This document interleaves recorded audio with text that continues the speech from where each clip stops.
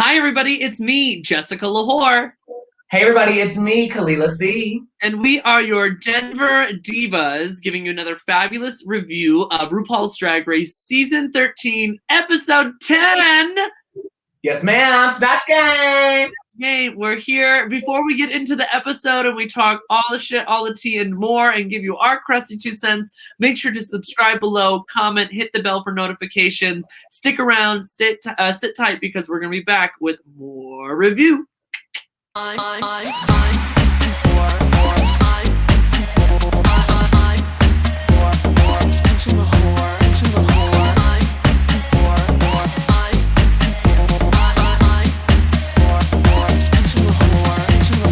All right, Kelela, let's get into episode 10 of RuPaul's Drag Race. So we had last week off because they did the COVID recap. They went through like the process of how they were doing that.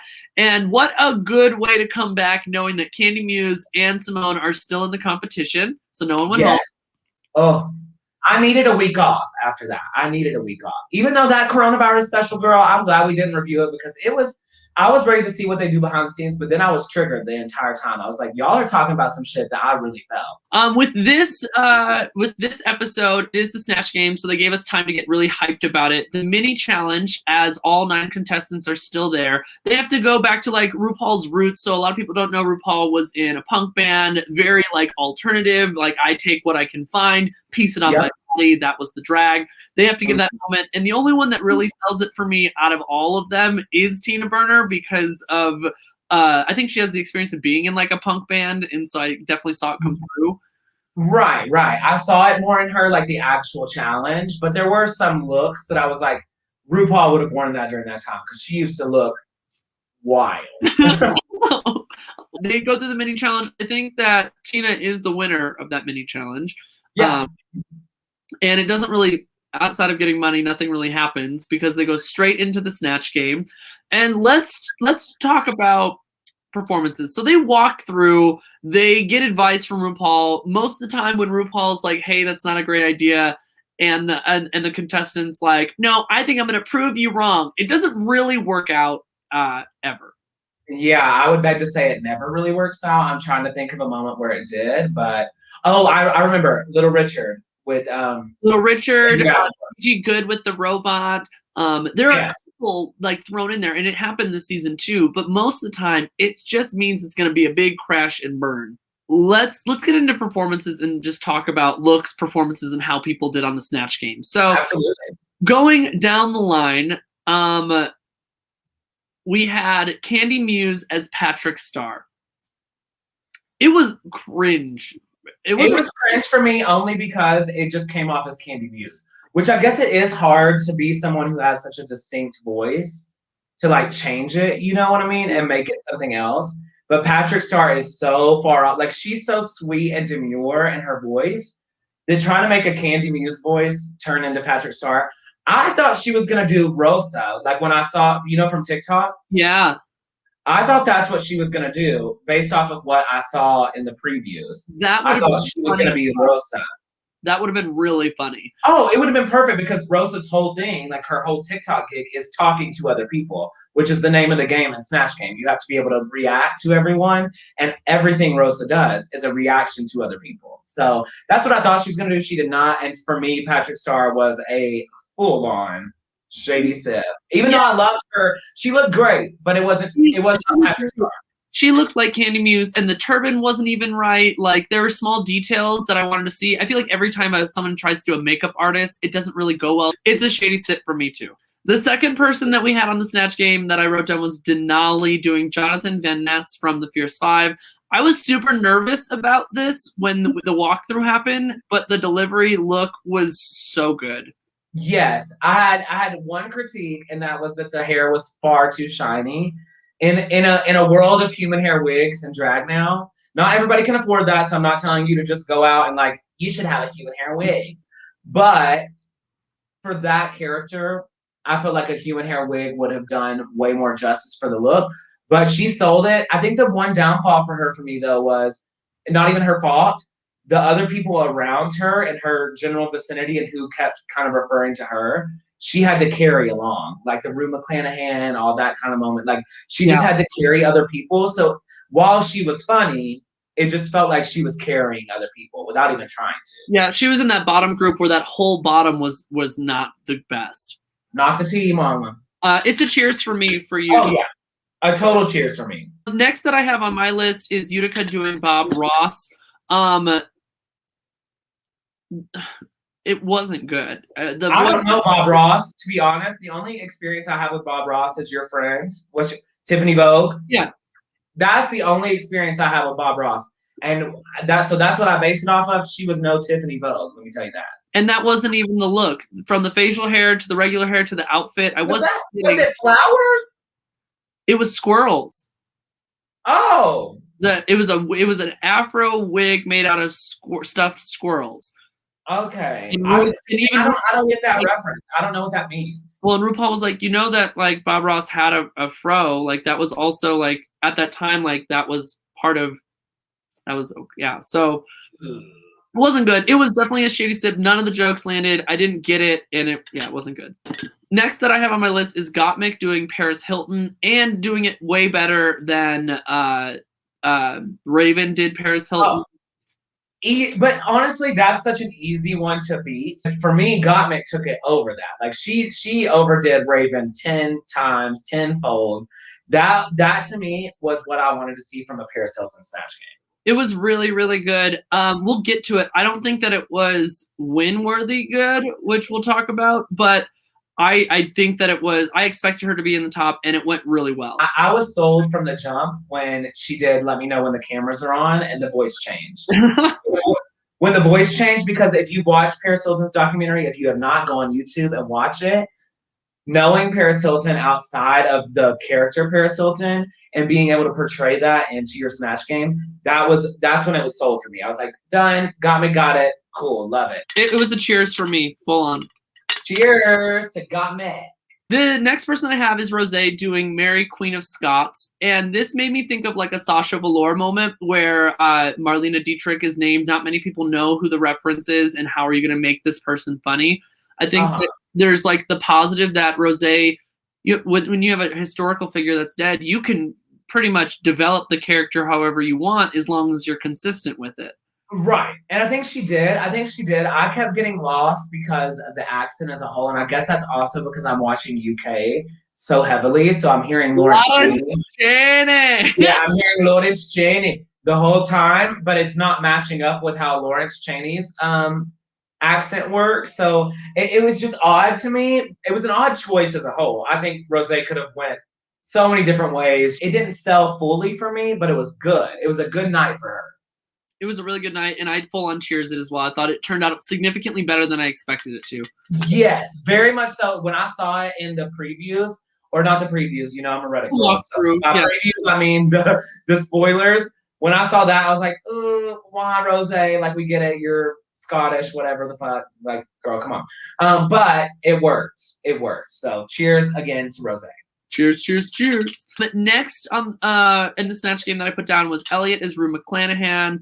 The look wasn't even there for me. The nothing was good. And the fact that RuPaul kind of walked through and basically said that if you don't get this down, I'll know immediately. And within the first couple words out of her mouth, it was not good. Yeah, I will say, I think in the whole bar when we were doing our viewing party laughed with the first joke about men, and then she said men again. And that was funny at first. And then it just stayed about men.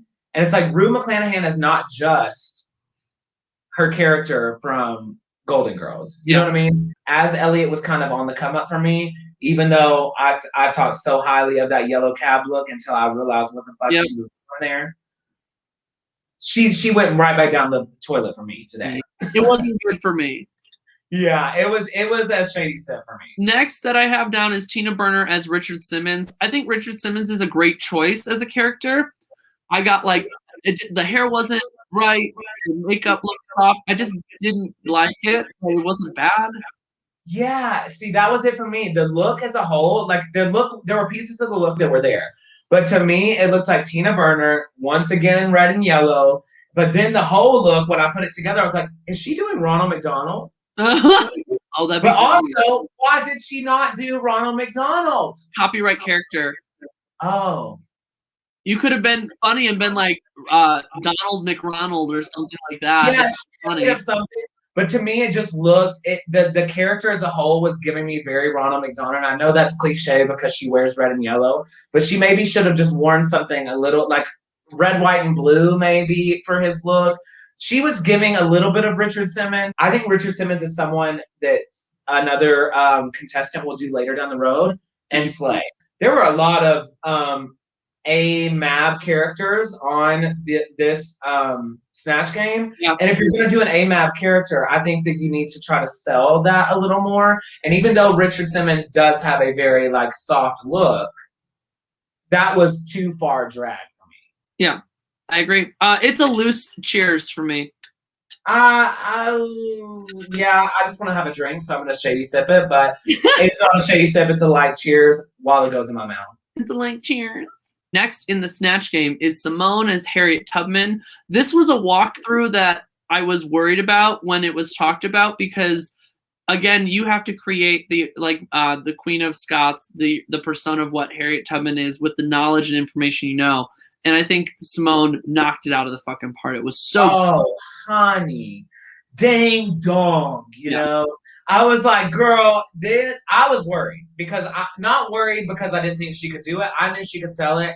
And if you ever hung out in Little Rock, Arkansas, Glitter Rock with us back home, the offensiveness that could have been taken from that was just natural for us to like make fun, but also make a point with it. So I knew she could sell that, but I was worried that the crowd, the audience, was going to be incredibly offended by it, by whatever she would say. But then she just took it to it. And I loved when she said in the walkthrough that during this movement, during this time, this is a time to do a character like Harriet Tubman. And then when she did it on Snatch Game, I was like, girl, she motherfucking sold it. She didn't push it to a disrespectful point at all. She was reminiscent of the character while being also really funny.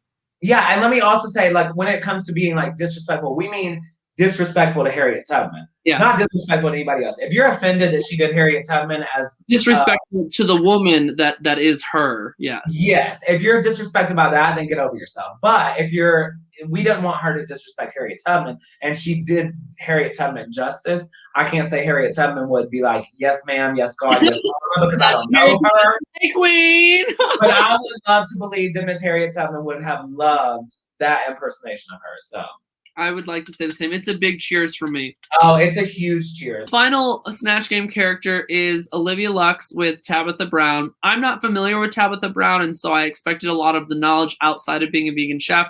Apparently the look was on par, but nothing landed. Nothing was good. It was almost like trying to watch a step-by-step of how to cook things, and that was not funny. It was not good. Yeah, I know of Tabitha Brown from the internet, and I know what she looks like, and I was getting some of those vibes, but honestly, it's like, why are we doing such obscure characters on... Yep. There's other internet personalities that are not obscure that you could kind of go with. Tabitha Brown is amazing. She deserves all her flowers for what she does on the internet. I just don't think that it is Snatch Game worthy, and I think you have to really think about that when you're going on Drag Race. It's a shady set for me. Oh, drinks. So overall, for this Snatch Game, I feel like I'm still craving for several years, probably since like Bianca's season, where it's just like a fucking killer Snatch Game where everybody but maybe one is not doing the best, and it was like 4 out of 5. Did decent, and 5 of them were either questionable or terrible. Well, yeah, and I think it also speaks to like where we're at in drag culture. I'll tell you, like, even myself, I worry about if I were to ever go on a competition television show that had impersonations. I can pull a look. I can look like somebody. I can perform their songs, like if it's a musician. I can perform like somebody, look like them. But being comedic and making a character out of somebody is not always my strong suit. I will say the people I would choose, which that's my next question, I feel confident in. So who would you choose if you were on Snatch Game? Just one person. If I go back and forth between a couple of them, I would really love to do like... Okay. And then the other one that I thought would be really fun, and I don't want to put it out, but I'm going to put it out. Not Bob Ross. God forbid Bob Ross. Oh, okay. Yeah, for me, currently, like my newest obsession is I think it would be hilarious. Another one that I've always wanted to do and someone has done before, but I didn't think they did no pasta. And I do this impersonation is Lisa Rinna. And You don't think that not Jackie? to brag, but I've been on Lisa Rinna's Instagram story, and I think that I would be the best Lisa Rinna. You don't think that Jackie did it justice? I don't think she did enough justice. With all of these snatch games, when I was going down the line, before we even get into the runway looks, my top 3 for me personally ended up being Denali with Jonathan. It was Mary Queen of Scots with Rosé. It was Simone, and to me, I actually had Paris Hilton as a safe look. I didn't think it was bad. I didn't think it was good, but I put Paris Hilton in the safe mode. I put Tina in the safe mode, and I put in the bottom 3. I actually put Candy, Elliot with 2 T's, and Utica. Yeah. I didn't really like have too many tops. Like for me, it was definitely Simone, like hands down, point blank, period, and Paris Hilton. That was like those 2 just stood out to me the most. Okay. And then the bottom 2 were definitely for me Elliot with 2 T's with the Rue Mcclanahan and then the Bob Ross. Like I mean, Candy was also not great, but like I could forgive that because of how bad the other 2 were. Like at least she was entertaining being herself, you know. They weren't entertaining being themselves, we're other people. All this could change and shift when we get to the runway. T.S. Madison is the guest judge, and I love that because next week we have Loni Love, so it looks like they are going to continue to cycle through Nicole Byer, T.S. Madison, and Loni Love. So the runway theme is Fascinating Fascinators, and I really like this runway because Fascinators are such an old school classic drag thing, and this is a great opportunity to modernize it, make it fun and personable, and not do the classic drag Fascinator. So I really like this theme. Yes, I think there's a way to make this super out of the box, super fun without it being, like you said, too classic drag. You know? For sure. And down the runway in the order that they did come was first Olivia Lux. They did kind of a medieval, or not medieval, like a mad scientist with a splash fascinator. Kind of reminded me of Frankenfurter a little bit with the gloves. Yeah. You know, from Rocky Horror. It was cute. I thought it was cute. I liked more of the from the neck down than the fascinator. Didn't make sense to me. Maybe if she came out with like test tubes and there was like that explosion or something more creative. Yeah, and I think it is all about the fascinator. So I'm not gonna shady sip it. I'm gonna be like right in here and I'm just gonna take a sip as I go, you know? I'm gonna shady sip it. Next on the runway is Rosé, and I personally really like this. I know that Michelle made a comment about a lot of ruffles. I think that it fit well. I love the color, and I just thought that of all times to do like rosé as like a flower, that this would work really well.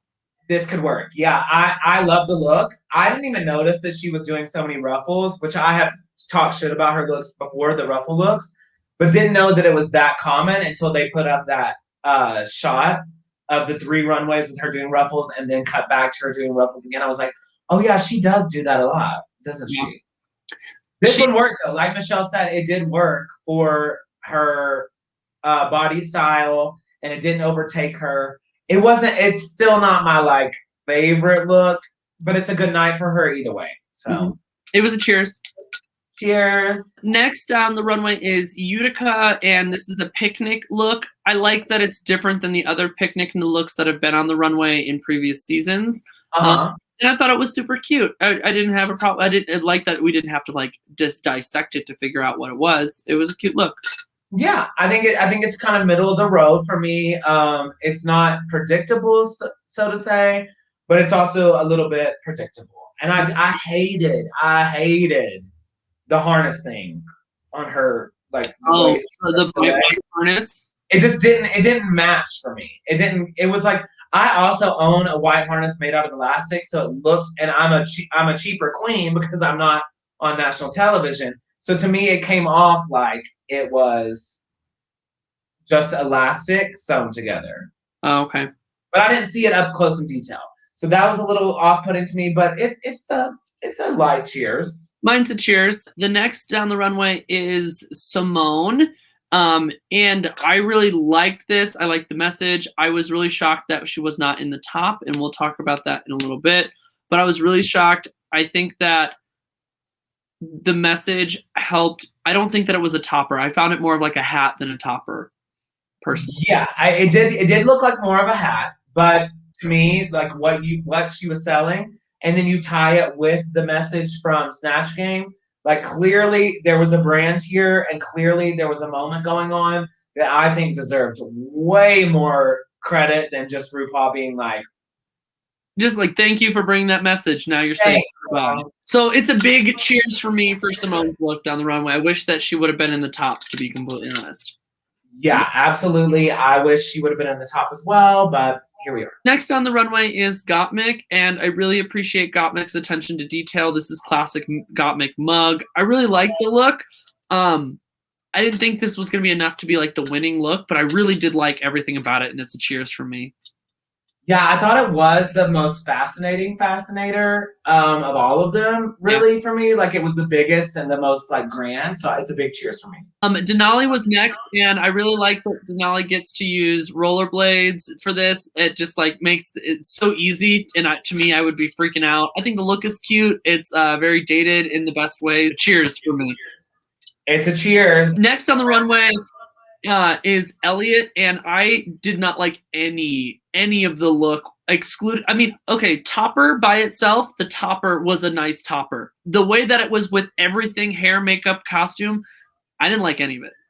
I just didn't understand it until they said at the end, like, oh, it's a flamingo. I was like, oh. And I know flamingos working at X Bar. I know a flamingo when I see one. It didn't give it to me. It's a shady sip. Next on the runway was Tina. Again, another very campy, very kind of tacky-esque look. I liked it from the neck down. The topper, to me, was not the focus point. It was like an addition, and that's why I would say shady sip it, is because the topper wasn't enough. Yeah, exactly. On top of it being typical Tina tacky Tina. It wasn't fascinator. The look was whatever, but the fascinator was not the focal point. I think that's the point of this challenge. So shady sipper. Next is Candy Muse, and personally, I didn't like any of this. I didn't like the dress with the topper, and I get the topper spelled out her name, but I didn't think it was grand enough. Like, I didn't enjoy it. Were there even feathers on the dress? I didn't like. No. I liked the dress. There was no feathers on the dress. The feathers were the topper that were supposed to be color coordinated with the dress. Right, but no. It was like a checker pattern, like baby doll kind of a moment, and then it was the feathers. It just didn't all make sense. Had she had like a feather gown on like that, I would have maybe sold for it. But I also didn't like that the feathers were spelled out her name. It's like, okay, we've seen drag queens do that already. Shady sip. We just keep shady sipping these girls. They need to get their fascinators more fascinated. After the runway, after the Snatch Game, we get them all up to the stage. We find out that Simone, Tina, and Candy are safe. And I'm kind of shocked by this. I expected Tina to be safe. Candy, I thought was going to be in the bottom, and Simone, I thought was going to be in the top.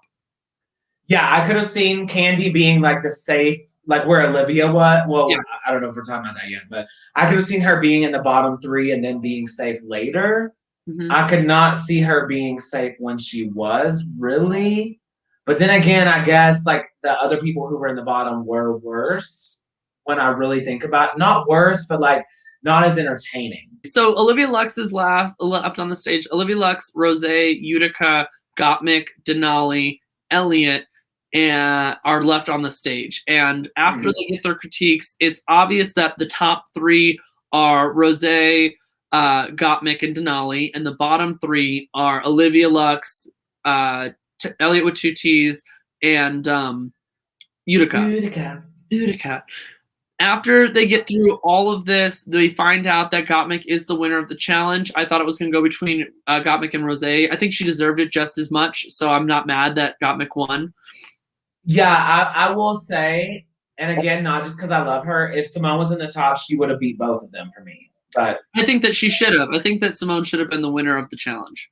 Yeah, I think she won both aspects. She wasn't like because she wasn't the best at Snatch Game. Like I think Gottmik did do better than her for me on Snatch Game. But her look and the Snatch Game and the message behind it and all of it combined, Simone was the winner of the episode for me. Regardless, Gottmik is the winner. Utica and Elliot have to lip sync against each other to the song Fascinated.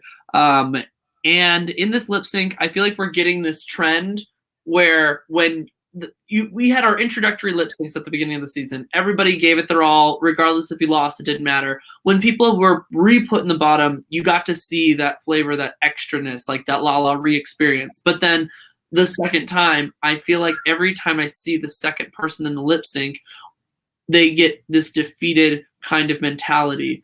I felt it. Yeah, it doesn't feel it doesn't feel like they're really yearning for it, you know? Like even Elliot, I thought that Elliot did not do what Elliot did in that other lip sync.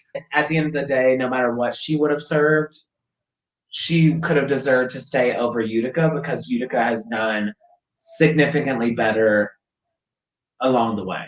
Absolutely. Elliot with 2 T's ends up going home. Bye-bye. I think it's past your time. Utica is left remaining in their 8 queens left in the competition. Next week is the Family Resemblance Makeup Challenge. I really am not changed or swayed on my tops yet. I'm waiting for the week where Candy and Simone were in the bottom, that shook up what I thought was going to happen. And now I'm waiting for that moment again. Yeah, I do want to see another shake up a little bit. I do think, honestly, right now in the competition, there's not too many people that I'm like, I don't want to see them make it far. We'll find out next week what happens. Comment below who your tops are, your bottoms. If you like the looks or dislike them, cheers them, or shady sipping them as well. We get to find out what happens with the entertainers next week, though, y'all. So, girl, Kelela, I had a great time doing another review. We'll have to talk about what the next seasons of Drag Race coming out are going to look like, and if we because there's so many coming out. So, well, I love you. I respect you. Thank you so much for always having me. Again, sorry about the motherfucking difficulties constantly. We're good. But one day we'll get it together. Maybe it'll be down under. Who knows? Maybe. It might be in a little bit, but I'm sure we'll figure it out. With that being said, we'll see y'all next time. Bye, everybody. See ya. Bye.